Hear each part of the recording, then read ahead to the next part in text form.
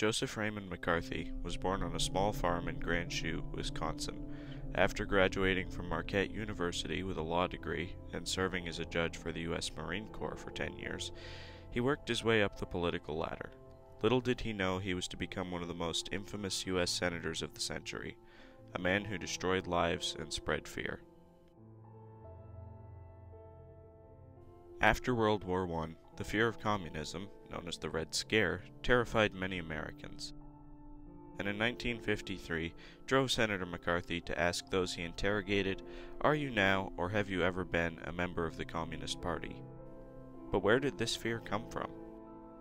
We had just come out of the Second World War, and Russia, because it advocated something called communism, was an enemy of this country. There was a great fear, and people were being targeted for their political views. I think wherever there is fear and politicians who want power, the easiest way for politicians to get power is to exploit fear. Whether it's fear of immigrants pouring over our border, or the fear that anybody who is a Muslim might have terrorist connections.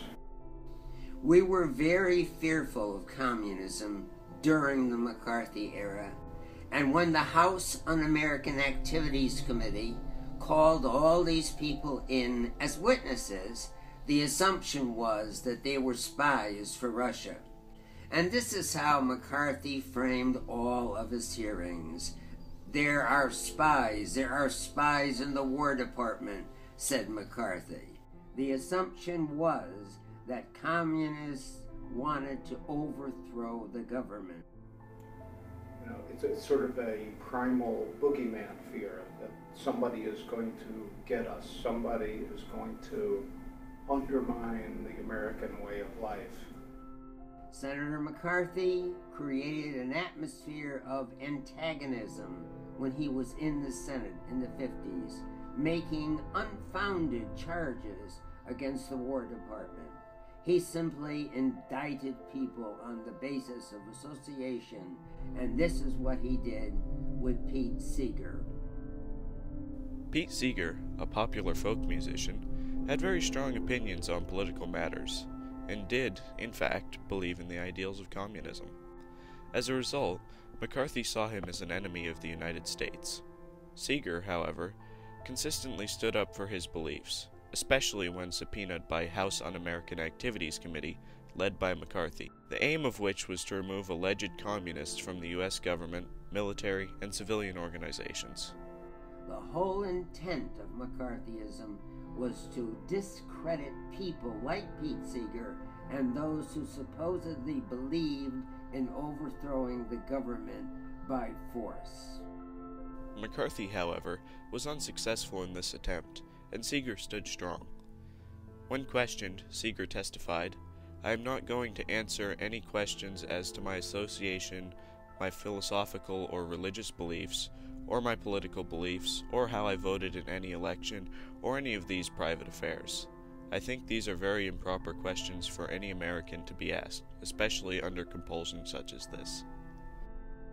Although he was convicted of contempt of Congress in March 1961, Seeger never served any jail time because of an appeals court ruling. The government had no power to stop him from following his convictions, and he continued to pursue themes of social justice in his music for the rest of his life. McCarthy's accusations were designed to intimidate, and many people who wanted to oppose him refrained from doing so for fear of being labeled a communist, which could result in job loss or jail sentences. One of those who faced likely job loss was Leon Winston. Rick Winston recounts the story his father told him about why he left his teaching job at Taft High School. You know, there was this investigation into the New York City public schools and the political backgrounds of the teachers, and I knew that I was going to be fired for my views, so I quit to go into private business. Not only ordinary citizens faced these accusations, but also high-profile individuals in the film industry. because a lot of writers, especially writers, directors, actors, lost their jobs because they had once been members of the Communist Party, or even had signed petitions supporting things that the Communist Party was in favor of. The Hollywood 10 was a group of writers, actors, actresses, and producers who publicly spoke out against the strategies of the House Un-American Activities Committee, which investigated the supposed influence of communists in Hollywood. The movie industry, specifically, was targeted as a source of communist propaganda, even though the popular Hollywood films of this era did not reveal a communist agenda. The House Un-American Activities Committee continued its investigation, and eventually the Hollywood 10 received jail sentences and were subsequently blacklisted and banned from working in the major Hollywood studios. Despite their significant personal and professional losses, the Hollywood 10 had a positive impact on the oppressive atmosphere McCarthy had created. Playwright Arthur Miller was also instrumental in standing up to McCarthyism. In writing The Crucible, Miller drew a parallel between the Salem witch trials and McCarthy's crusade against communism. In Salem, when some young girls falsely accused townspeople of witchcraft, they set in motion a series of events that led to 19 people being hanged and one pressed to death by large stones.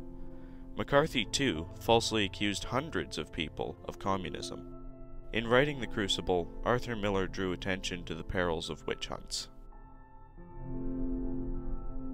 As a result of these widespread false accusations, Edward R. Murrow used his position as a radio and television host to speak out against Senator McCarthy. During an episode of See It Now, Murrow openly criticized McCarthy's methods of finding communists, calling his facts far-fetched and unproven. Murrow had stated that McCarthy had created a hostile environment which had left many citizens blacklisted and unemployed. Other TV and radio stations followed suit, some going so far as to call McCarthy's methods indecent.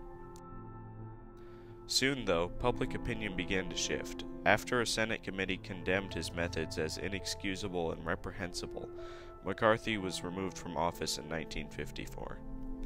Murrow's willingness to oppose the injustice of McCarthy was critical in shaping public opinion and launching opposition to McCarthyism.